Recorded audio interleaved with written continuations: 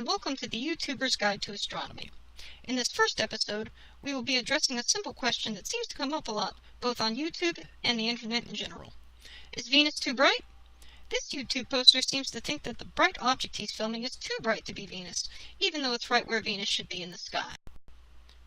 So how do we answer this question?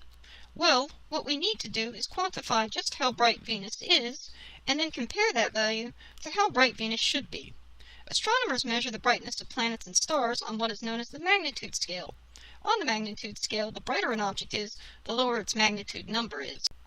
Before the advent of modern electronics and digital imaging, astronomers measured the apparent magnitude of stars and planets using the same device available to YouTubers everywhere, the human eye.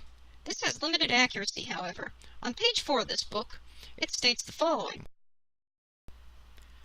Although the visual estimates mimic changes of the variable quite closely, they demonstrate significant systematic zero-point deviations. In other words, they have good precision, but very poor accuracy. In particular, the estimates obtained by the two visual observers differ by 0.2 magnitudes to 0.5 magnitudes in 2007 to 2008. Figure 1 of this article shows the precision of eye measurements to be no better than 0.1 magnitude. So to be generous, that is the minimum accuracy we will aim to achieve in this experiment in order to answer the question, is Venus too bright? We can use CCD photometry to measure the brightness of Venus quantitatively to a high degree of accuracy. In order to calculate the observed magnitude of Venus, we need to measure its flux and compare it to the flux of a star of known brightness. In this case, we will use Sirius to serve as a reference star. Not only is it bright enough to appear in fast exposures designed to properly capture Venus, but on the morning of September 17th, just before dawn, it was at approximately the same altitude over the horizon as Venus, and therefore experienced the same amount of atmospheric extinction.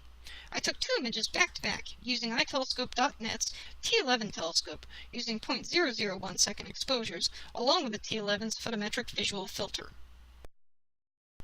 This first image shows the image recorded of Sirius as well as the measurement of its flux, 10,586 and change. The next image shows Venus and the measurement of its flux in the image, 118,458 and change.